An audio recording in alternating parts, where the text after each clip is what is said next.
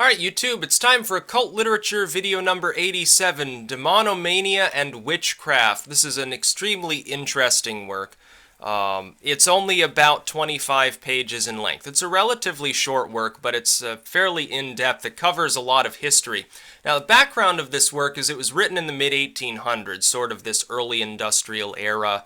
You got early secularization, the sort of Enlightenment petering out in favor of sort of the explicit, like physical and historical sciences. And this was actually delivered to a group of physicians that dealt with what at the time they just termed in general the insane. Today we would call it people with various developmental disabilities, maybe autism or whatever. They got PTSD. It was actually compiled in the Journal of the Insane, which was apparently in actual circulation at the time in the mid-1800s. So you actually see, I know we look back at especially Victorian treatment of the mentally ill, and we say it was pretty harsh, but they were at least trying in most cases. They were trying to solve the problems that people had.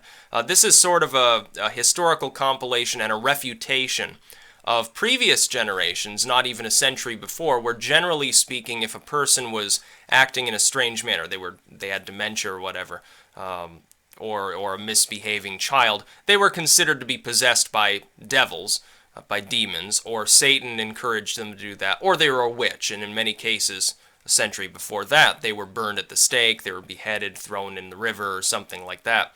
As always, link in the description to where you can purchase my edition of this work off of Amazon. Second link to my books blog, many other similar materials available. Anything under the sun involving the occult or the spiritual, it's being added there over time. By the way, I am releasing Kindle editions of all my works. It's an ongoing process. The first dozen or so are already available. The next dozen is processing now. It's going to take at least a week for me to get all the works, and some of them probably won't actually go through.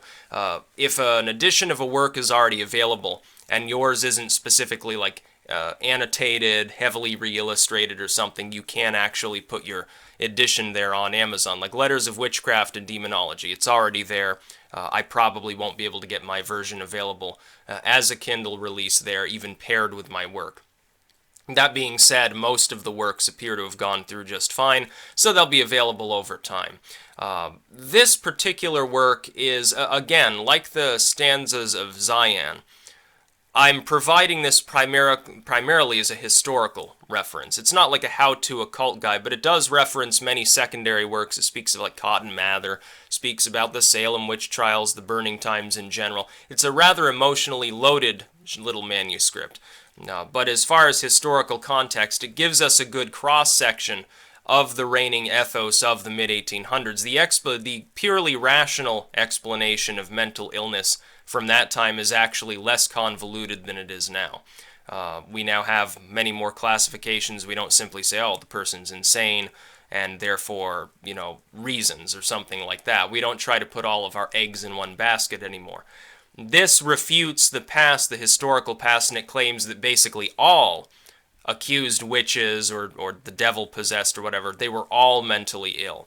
Of course, we now know it's a little bit more complicated than that. There were actual practitioners of these things that were also killed. In many cases, it was a Christianized version of occultism. It was people practicing, Christianized alchemy or something, or just herbal healing.